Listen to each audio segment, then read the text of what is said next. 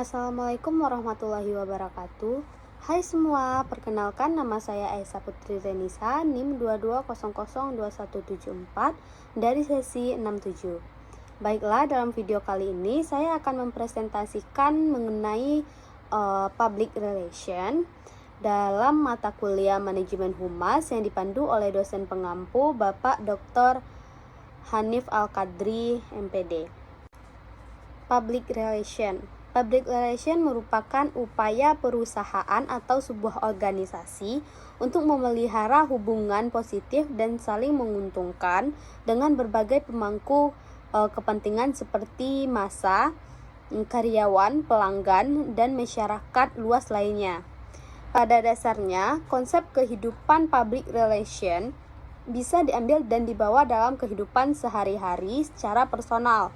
Artinya, tahap demi tahap dan proses bagian dari tujuan dan syarat perilaku dari seorang public relation ketika dimanfaatkan menjadi bagian dari kehidupan masing-masing.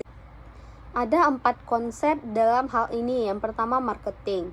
Marketing atau biasa yang disebut dengan pemasaran merupakan sebuah proses membuat masyarakat ataupun membuat orang lain tertarik pada produk ataupun jasa dari sebuah perusahaan untuk memperkenalkan itu kepada mereka agar terciptanya proses yang lebih panjang. Dan biasanya pada organisasi atau perusahaan yang lebih besar biasanya melakukan riset pasar dan analisis agar mendapatkan pelanggan yang ideal. Pemasaran pada umumnya dimulai dari proses pengembangan produk, metode distribusi komponen yang dilakukan agar penjualan produk dan jasa bisa terjual kepada konsumen. Dan marketing sendiri fokusnya lebih kepada meyakinkan orang lain bagaimana produknya bisa dapat terjual hingga muncullah istilah dalam public relation. Begitu, jadi marketing ini dapat disimpulkan bahwa proses pemasaran yang dilakukan oleh suatu organisasi atau perusahaan agar publik atau khalayak ataupun massa bisa mengetahui produk yang mereka pasarkan atau produk yang mereka buat. Yang kedua yaitu advertising. Advertising atau sebuah penyajian materi atau pesan atau bentuk komunikasi sebuah lembaga atau organisasi oleh seorang kepada masyarakat atau publik. Namun penyajian materi atau pesanan ini dilakukan melalui media massa dengan menggunakan bahasa yang bersifat persuasif seperti jasa periklanan. Jadi kalau advertising ini merupakan pemasaran produk ataupun pemasaran sebuah jasa menggunakan periklanan atau menggunakan media iklan. Sedangkan marketing itu hanya produk yang dipasarkan kepada khalayak atau kepada massa berupa proses dari bagaimana seorang public relation bisa menyampaikan itu sendiri. Sedangkan advertising menggunakan seperti media periklanan atau media promosi. Sedangkan marketing tidak menggunakan media promosi. Begitu. Dan yang ketiga adalah branding. Branding atau citra kredibilitas dari sebuah produk, juga persepsi dan anggapan dari khalayak yang ada di kepala para konsumen.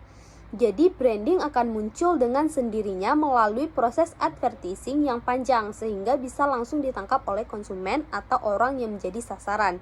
Jadi branding tidak lagi menggunakan alat begitu. Jadi branding akan tercipta dengan sendirinya apabila proses dari advertising berjalan dengan baik ataupun proses dari marketing berjalan dengan baik. Begitu. Mungkin kebanyakan orang berpikir branding dulunya hanya bersifat atau hanya berbentuk seperti nama produk dan logo, tetapi sekarang branding bukan lagi berbentuk seperti itu saja, tetapi dinilai juga menjadi citra dari produk itu. Martens mengidentifikasikan 4 step yang diberi nama RACE yang merupakan singkatan dari Research, Action, Communication, dan Evaluation. Research merupakan penelitian lapangan untuk menemukan berbagai data-data yang akurat. Sedangkan action merupakan lanjutan dari research. Karena pada action ini tidak cukup hanya dengan mengumpulkan data, tetapi data dibawa untuk melakukan perubahan melalui tindakan-tindakan. Dan yang ketiga yaitu communication. Communication atau mengkomunikasikan data-data yang telah dikumpulkan dalam bentuk tindakan kepada semua publik internal.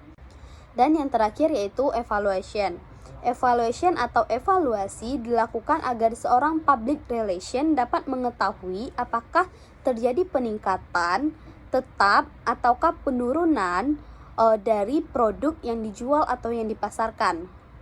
Jika terjadi penurunan, maka seorang public relation harus melihat lagi data yang dikumpulkan, apakah data dari para konsumen ataupun para masyarakat benar ataupun tidak. Jadi bisa dievaluasi apakah mengalami penurunan ataupun tetap. Sebaiknya evaluasi ini dilakukan karena agar produk yang dipasarkan tersebut dapat mengalami peningkatan.